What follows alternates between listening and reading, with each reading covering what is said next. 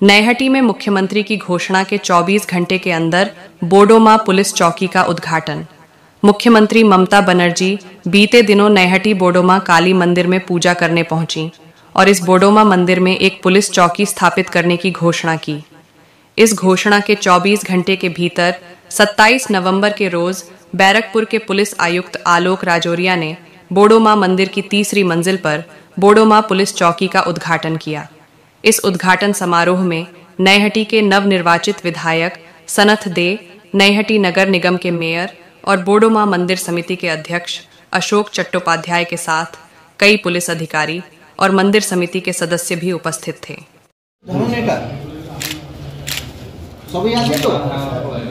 जय बोडोमा, जय बोडोमा।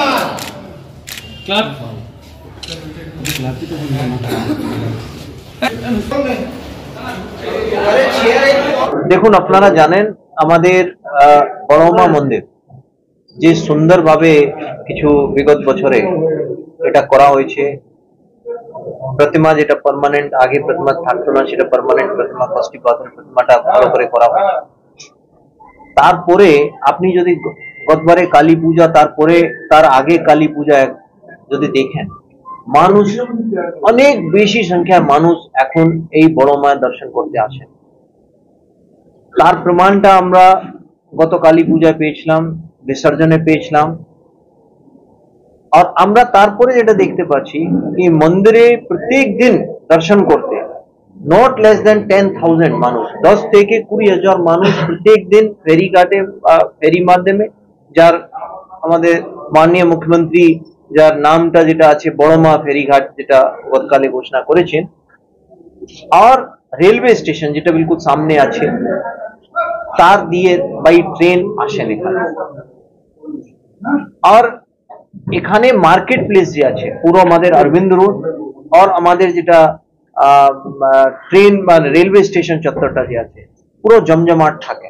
তাহলে আমাদের যারা দর্শনার্থীরা আসছেন, ডেভোটিস, তাদের সুরক্ষা সুনিশ্চিত করার জন্য, আর তাদের মধ্যে বেশিরভাগ সংখ্যায় মহিলারা আসেন, তো মহিলাদের সুরক্ষা সুনিশ্চিত করার জন্য, তাদের কোনো অসুবিধা না হয়, মন্দির যারা কমিটি আছে তাদের কোনো অসুবিধা না হয় এখানে পূজা টুজা করাতে, আর মার্কেট প্লেসে কোনো ক্রাইম না হয়, সেই তিন উদ্দেশ্যের জন্য আমরা মোটামুটি আপনার ধরে রাখতে পারেন আমাদের যে নৈহাটি রেলওয়ে স্টেশন আর আমাদের হুগলি রিভার, এই যদি আপনি ইস্ট টু ওয়েস্ট যদি একটা লাইন ড্র করেন, তার মধ্যে পুরো মার্কেট প্লেস, আমাদের ফেরিঘাট, আমাদের নৈহাটি রেলওয়ে স্টেশন চত্বর, আমাদের বড়মা মন্দির, তার সেন্টার হলো আমাদের বড়মা মন্দির।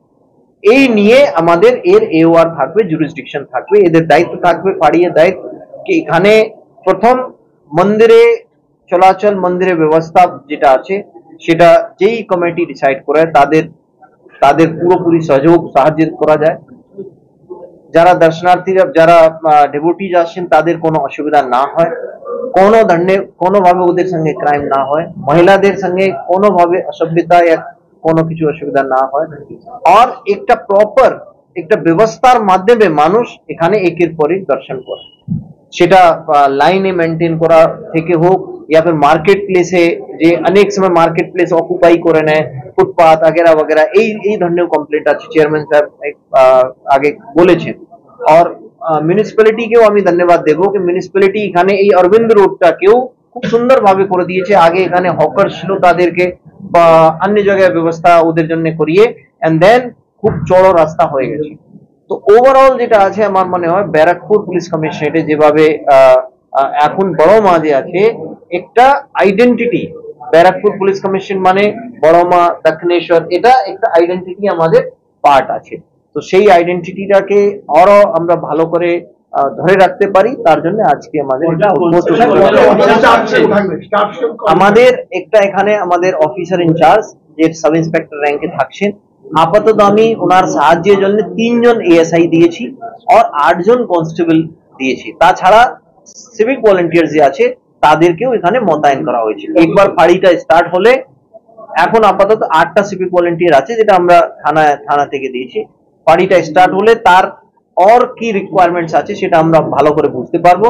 এন্ড আমি ধন্যবাদ দেব মন্দির কমিটি আছেন ওনাদেরকে বিশেষভাবে ধন্যবাদ দেব, চেয়ারম্যান সাহেবকে ধন্যবাদ দেব, এমএলএ সাহেবকে ধন্যবাদ দেব।